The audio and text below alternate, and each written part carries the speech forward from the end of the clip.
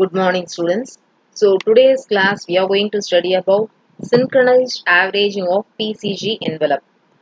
So, here we are going to acquire the PCG signal and then we are going to synchronize it. It means align in a same angle. Then we are going to averaging it. So, we know that the ECG and PCG signal it forms a good signal pair for synchronized averaging.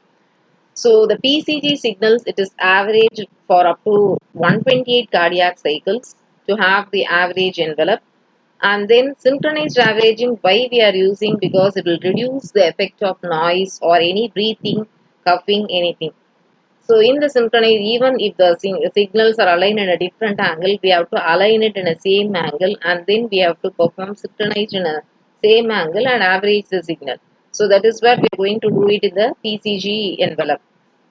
So, if before that we have to study about what are the abnormal forms of PCG. So, those are aortic stenosis, atrial septal defect, hypertrophic subaortic stenosis, rheumatic mitral regurgitation, ventricular septal defect, and mitral regurgitation is posterior leaflet prolapse. So, these are some of the abnormal forms of PCG.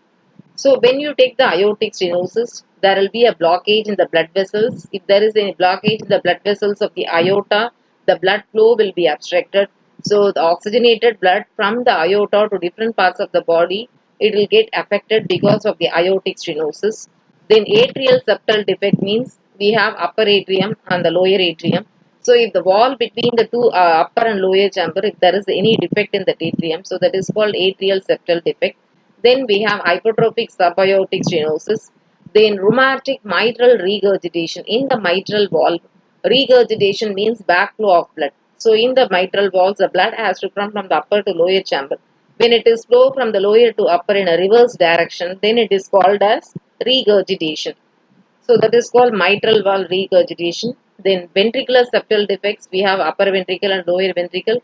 When the wall between the two ventricles, when there is a defect is there, so that will called as ventricular septal defect. So these are some of the abnormal forms of PCG. We should know what it is.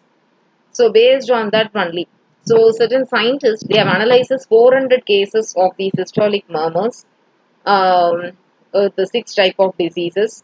Then analyze the envelope of the signal. Particularly, they have analyzed the envelope of the heart sound 1 S1 and heart sound 2 S2. So this block diagram, it is a very important block diagram.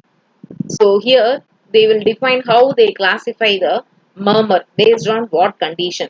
So initially we have a systolic murmur. So how they identify the systolic murmur from the heart sound, PCG signal or first heart sound, when there is a split after the greater than 100 milliseconds duration. So in that case, we can identify it as a systolic murmur. When it is present, then we'll check for other condition whether the S2 is split in the two distinct peaks. When there is a split in the second heart signal in the two distinct peaks. So if there is a split is there, then we can classify it as ASD, that is atrial septal defect.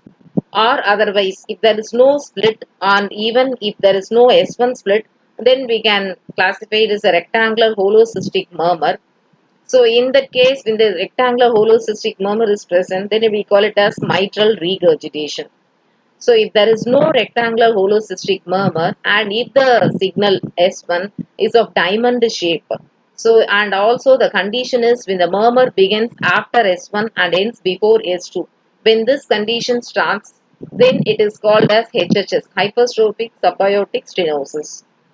Then if there is no murmur present in that case, if it is holocystic, then also the condition is the holocystic murmur ends higher on S2 than it began on S1. So in that case, it is grouped as ventricular septal defect.